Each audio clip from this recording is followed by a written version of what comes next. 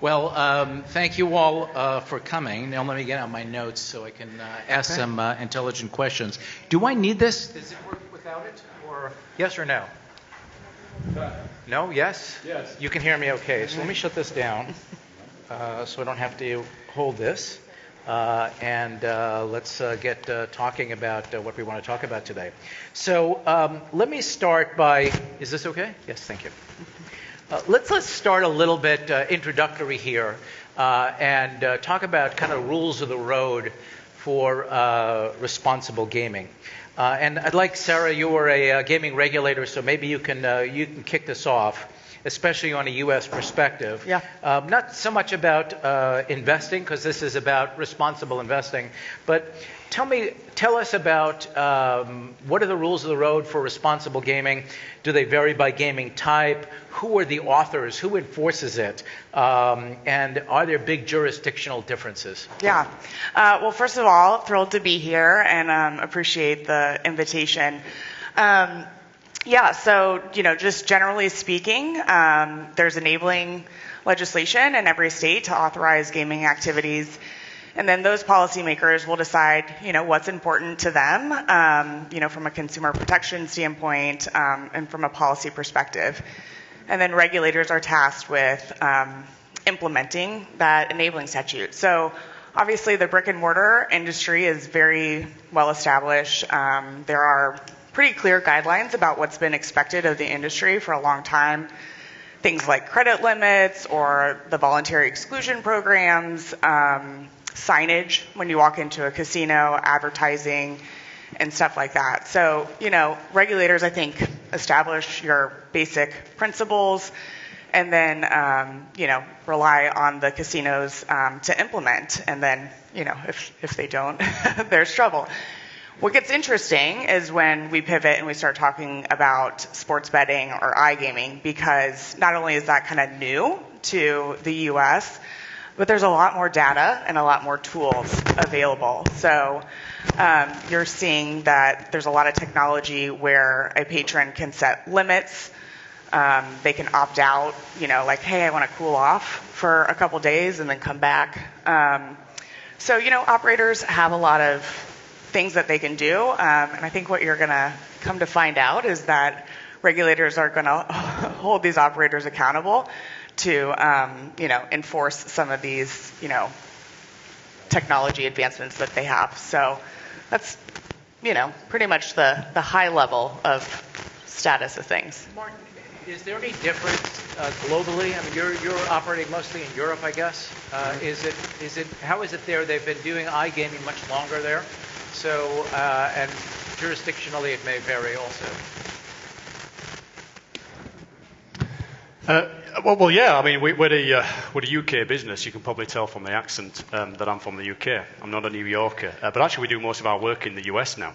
We've got a booming business in the US. And it's interesting, the difference between the UK and Europe and the US. There's, in the UK, we benefit, if you like, from a situation where you have one central national regulatory body. And in that essence, it makes it consistent and it makes it quite clear for all licensees. And that's pretty much the case across most of Europe. The US is very different. The US has a very fragmented market. The US has regulations state to state. And I guess in that sense, it certainly makes it more complex for the operators to gain their licenses because, it's different state to state. So that's challenging. But ultimately, what we're about is, especially in the US, because I don't say those things as a criticism, by the way. The US shouldn't consider itself as following all the other markets. Absolutely not. The US should consider itself as having a great opportunity to lead the world with respect to how it implements regulation and especially how it implements responsible gambling as part of that regulation. Because it has the opportunity to learn from the mistakes from the past. It has the opportunity to review what has worked well and what has not worked so well, and then change that to be relevant for the dynamics of the American market and the American culture. But ultimately, regulation is important for the gambling industry. And actually, regulation in the gambling industry goes beyond what most other, if we like, high-risk industries go beyond. So regulation is a good thing, but often what you find is that gambling operators sometimes use regulation and point at regulation and say that's a reason for a downturn in our revenue. Or as far as responsible gambling is concerned, the policies and the procedures and the measures that we have to implement, that hits our bottom line. And I think where America has an unbelievable opportunity to be different in this space is to say that's the wrong perception. The perception that responsible gambling negatively impacts your bottom line is totally incorrect. It's quite the opposite. Responsible gambling has an unbelievable opportunity to add value to your business, and especially in the eyes of investors. You know, investors aren't only looking at commercial gain. They're looking at how can we contribute to communities and to society? How can we project that we are socially aware? How can we contribute to the sustainability of the industry and player protection? And RG gives them the opportunity to do that. So the gambling industry for investors is already attractive, right? It's a growing industry. It's considered safe stock, if you like. It's going to give you steady returns in most cases. But then you've got that ethical dilemma. And what RG does, it gives you the opportunity to take away as much as possible that ethical dilemma. So you've got an attractive stock, which is made more attractive because you're removing most of the ethical dilemmas through a real commitment and a real investment in RG. And I think that's where America has an unbelievable opportunity to lead the world. Wayne, so you're an investor in the space. So how does responsible gaming take impact in your decision making on who to invest in, on how to invest when you're on the board of the company and whatnot? Well, yeah, I mean, look, first of all, and my team and I at 76 Capital, we are, startup investors. We're venture capitalists. We're investing in the very early stages of these businesses, and we are also investors directly in this regulated side of the business, and whether it's from a compliance perspective, whether it's from a integrity perspective, and just regulation, we think is just so important to make sure that everything's on the up and up. Especially now with all the things that are happening around with sports betting. I mean, we had this past year over 100 people that were betting on games that shouldn't have been betting on games. Right? So there's a whole prohibited betting side of things that we have to take care of. We'll get into how we're going to go do that through technology and all these different types of things. But I mean, I think there's a way to do that, and I think it's very important that we make sure that we're making and keeping everything on the up and up, because otherwise, if this is not a trusted industry, then it just all falls apart. How does it work, though, with the early stage companies in terms of your decision-making process? Is that like on a checklist, or is that something that you is an important consideration, or is it too early in most of these companies? Well, I mean, so we'll invest directly into companies that are actually helping make the rules, right? Whether it's a U.S. integrity, whether it's an odds-on compliance, where we're specifically helping make sure that everything's on the up and up. And at the same time, with our other businesses that are in and around the overall gaming industry, we want to make sure that they're all doing the right things as well. I mean, as we were having this conversation, earlier, Sara and I were just talking about licensing and how being licensed now in 60, 70 jurisdictions, and and it's important for me. It's important for our firm to make sure that whoever we get involved with are doing the right things. Sara, you running a gambling commission, you saw both sides of this, the land-based and the digital, and you saw all sizes of companies as a result. How does the RG process affect larger versus smaller companies, public versus private companies? I mean, there's so much there. Yeah, and they're very different. The brick and mortar side, those are established, mature gaming companies. And when, the paid fantasy sports or the sports betting, I launched both of those activities in Indiana. When those companies first came, I'd look at them and I'd say, gosh, you guys are really kind of presenting as a tech company. But you're a gaming company, you know, as you were saying, these are privileged licenses. And they're valuable, and if you're not doing things on the up and up, there's a real risk that you could do something to compromise your suitability or undermine the integrity of gaming. So I do think you're starting to see the sports betting and iGaming operators shift more kind of towards being traditional gaming companies. And realize the importance, and especially there's been a lot of negative press lately, and I think you're also seeing regulators perk up a little bit more and say, hey, maybe on the brick and mortar side, we gave you guys some runway. You've been doing this for 35 plus years, but we didn't want to come in and prescribe and mandate you do certain things, but you're seeing regulators start to do that now in the sports betting and iGaming space. So you mentioned it. You say it's happening in the sports betting and iGaming space, but how did it relate to the land-based side? You started it from the land-based side, that perspective. Yeah, no, I think from the land-based side, it's the activities have been here for so long, right? There are established best practices. People really pretty much know the rules of the road. And obviously there are technologies on the brick and mortar side that need to be dealt with, but it's not quite as innovative, or you don't see the technology, I don't think, as much. Martin, do you, as a consultant and advisor to the broad industry, do you have investor clients, or is it all the operators on that side? We tend to work with the operators. It's more on the operator side, but ultimately, if I was an investor, and I'm speaking for you, Wayne, I apologise for that, but if I was an investor, I want assurances. Any investment that I'm going to make, I want to mitigate as much risk as possible. And as far as responsible gambling is concerned, pretty much every operator is going to say, we're fine at that. We do it to a level that makes us compliant.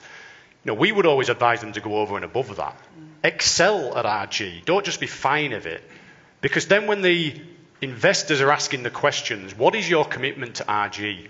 What is your governance around RG? What's your track record in terms of compliance?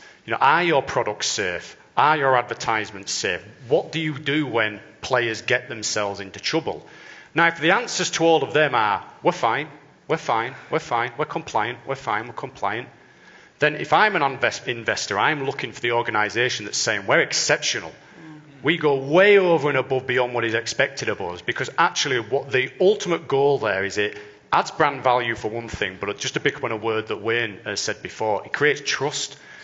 These operators are, they have a business in an unbelievably competitive market, and they need to differentiate in that market. So yes, they want the best products. Yes, they want the best content. Yes, they want the best brand. But having an exceptional consumer experience is surely top of that list, because that creates trust. And if your consumers trust you, then your shareholders will trust you. Wayne? Yeah, I mean, like that. You're right on, and it's really right into a business that we've invested in as well. That's all about the idea of customizing and personalizing your experience, right? Now, the thing is you customize or personalize your experience similar like to Amazon knows everything about us, right? If you're going to have that same experience, whether it's through iGaming or through sports betting, you want to have hopefully we'll have a really great, customized, amazing experience. But then how far can that go, right? So that's the question. I think that's what this is all about. Like, how far can that really go? Amazon can tell you you're out of, paper towels at home and you don't really care that much. But like, if you're sort of being pushed further and further and further by a sports book, as an example, that's not what we want, right? We want to be able to sort of figure out what is that right level, that you get that amazing entertainment, but that it's not too much, that you're taking someone too far. Mm-hmm. And that's tough to figure out, right? Mm-hmm. But that's why we now, fortunately are using, the latest technologies, and we haven't said AI yet, I think today, but I mean, that's why where this stuff, where machine learning and AI actually can really, really help be able to make this experience the right kind of experience for everybody. We're going to actually have a panel on that at the end, later in the day on how AI is going to help in all of this. Could any of you come across an example in your involvements with an investor where that became an issue and that was part of a discussion or advice? I can speak from an operator standpoint, so I'll flip it. Yeah, and I'll yeah. say that With an investor, though. With an investor, correct? Because again, the investor is asking those questions. They want assurances, and what we would always advise the operator is don't get caught out marking your own homework, right? It's like going into a car garage and trying to buy a car, and the guy's saying, well, it's not very safe. They're never going to admit that, are they? So the idea that they will say, we're a very safe operating organisation, but delve into that, get independent, objective, third-party validation of that, and that is what Epic does. And literally, some of the consultancy work that we've done has been the difference between an operator receiving literally tens of millions. And I'm speaking, I won't mention any names, but I'm speaking about some of the biggest operators in the US who have received tens of millions of dollars worth of investment against none because they were given those assurances around, and there's multiple things, of course, not all just about RG, but where we come in, it's like we can assure you that level of RG that this organisation is saying they are committed to, we can show that is that case. I would imagine that the larger the organization, the more diverse and global they are in terms of their footprint, the more this is going to rise within that organization as an area of importance. Wayne, how do you deal with it in the small guys? Do you need to educate them on that because you're helping them get started, right? Do you need to help them focus on that? Has that come up? Yeah, I think education is incredibly important, right? Across and now one of the big things I think with from an education perspective is we're not only just talking about educating the entrepreneurs, but many times we're now talking about educating the sports teams, leagues, colleges, presidents of universities, athletic directors. There's so much more, especially when we're talking about the sports betting side of things. There's so much more to do. There's so much more education. It's one of the reasons why Matt Holt and Scott Saden and the guys from US Integrity are constantly going around the country meeting with presidents and athletic directors and commissioners of different conferences talking about these issues. You hear the commissioners of the different collegiate conferences talking about how important it is to make sure that they'll talk about RG, they'll talk about integrity, they'll talk about compliance. These are things that are truly really, really important things that are now happening. And it's one of the reasons why it's so great on the other side of it. I keep talking about U.S. Integrity and odds on compliance, and eventually we're going to talk about them as one company because, as many of you know, they're merging, but we just haven't finished that yet. We're almost done, but it's one of those regulator things. Oh God, no, I'm kidding. Maybe a particular regulator. We're almost done. You guys are good. We're good with Indiana. But one of the amazing things about it all is just being able to have incredible executives. Eric Frank, Eric Weiss, these guys that really have been there a long time and really understand the industry, they're really great to not only just educate the sports side of it, the gaming side of it, but also the entrepreneurs that are trying to come in and create the next thing in the industry.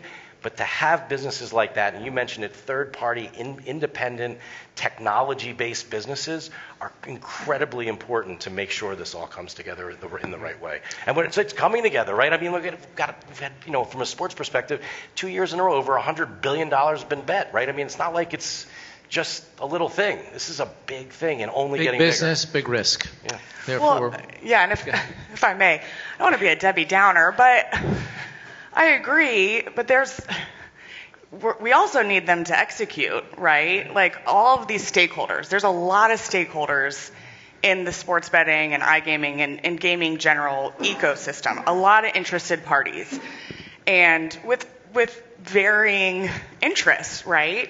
And everybody has to coalesce, and I think they have. Everybody acknowledges RG is important, and that should be applauded, obviously. I love the attention, the fact that we're having this side event, at this conference. But we also need the operators and others to follow through with everything that they, say they're going to do, or, so it's just hard. Have you seen instances where people are paying lip service to the responsible gaming obligations, or and then but not really putting in the enforcement or absorbing their own rules? I wouldn't say they're putting in lip service. Like I said, I think it's just hard to get the industry to coalesce around an established set of best practices, right? And it takes a lot of commitment from, a monetary perspective to have top compliance officials in your company and to ensure that you've got processes and a compliance committee and independent people who are going to hold you accountable, or hiring an Epic to come in and audit you. I mean, it takes a lot of resources to do that. And so I guess that's my hesitation here is. That actually brings up the next topic, Okay. which is flipping this on the other side of it, where the resources go. There's been a lot of kickback against, that's the wrong word, right? Pushback. Pushback, yes. You got to choose your words pushback. carefully in the gaming business, right? We understood. It's all good. There's your suitability. Right. There's a lot of pushback on ESG in general from the investment community. And have we seen it here? Martin, you're the longest in this. Have you seen pushback at all? I don't think any industry is immune from some level of pushback. There's always skepticism. I mean, what I would say if I go from an RG standpoint, you've always got this argument from an investor standpoint or from a public perception standpoint. Is investing in what may be considered the term of the sin stock, right? A high risk industry, is that the ethical thing to do? I actually would turn that on the head and say it's not only a potentially lucrative thing to do, but it's actually the right thing to do. Because ultimately it gives you an opportunity to affect positive change. It ultimately gives you the opportunity to reduce social ills. And there is so much of this going on with operators in the US, especially operators in the UK, that no one knows about. A lot of this work the operators do without shouting too loud about it, because they're doing it for the right reasons. But ultimately, we would always advocate for more investment into the gambling industry. And Wayne was talking a little bit about the work that the sports industry, and Epic does a lot of work in sports, but that's in partnership with the gambling operators. We work with some of the major leagues in the US, major leagues around the world, always in partner with the operators. We're not trying to drive a wedge between them. I'm actually trying to bring them closer together, because if they come closer together and work together collaboratively, then you can affect positive change. So I would always say that the worst case scenario is that you don't have that investment. So skepticism always exists, but for us, we're in favour of this. Wayne, you have LPs, hard-nosed investors that one part of their portfolio is investing in this sort of stuff. Do you see much pushback from them on ESG in general? This is kind of a broader statement, but a broader topic. But have you seen any of it? If people are investing with us, they know who I am and who we've been for the last 25 years, right? We talk about it outwardly, right? That we're all about investing in smart and nice people who are passionate about their business and want to change the world.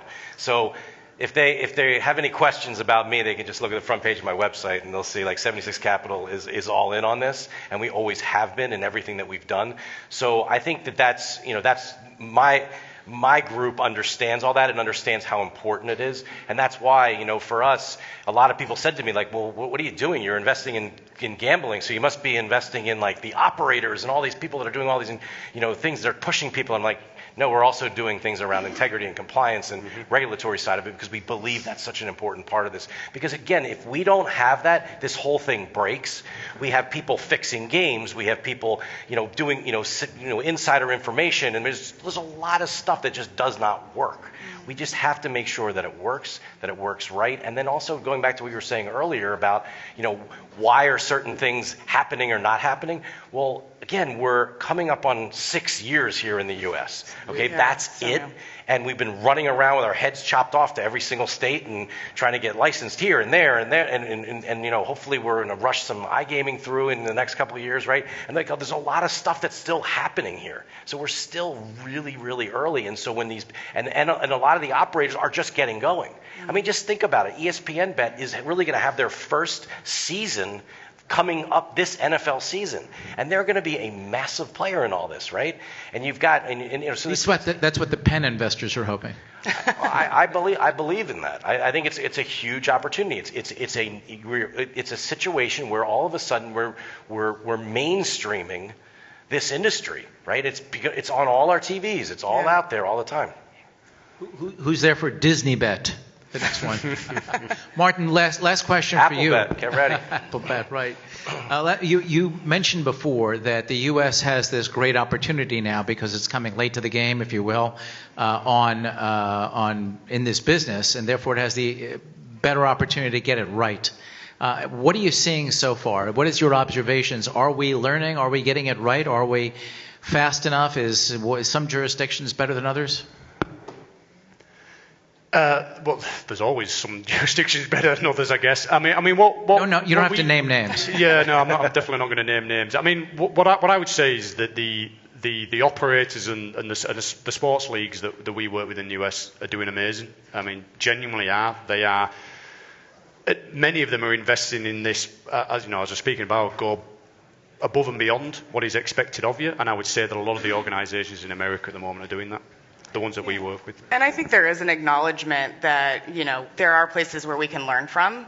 Like Nickel G's, for example, is partnering with, the UK regulators to be able to do some lessons learned. So, listen, this is an industry in the US that's in its infancy, and regulators, other stakeholders, they're going to continue to learn and advance and get more data and all of that. Well, let's make a plug for Nickel G's, the National Council of Legislators from Gaming States. It's a great organization where the government people from states that have gaming get together with government people from states that don't have gaming yet to try to teach best practices. So it's been rapidly growing. Our company Spectrum has been very involved in it as an organizer for the conference for years. So if it's something you ought to look into and attend their conferences too. I think we're out of time now, so I'm going to thank the panel over here for their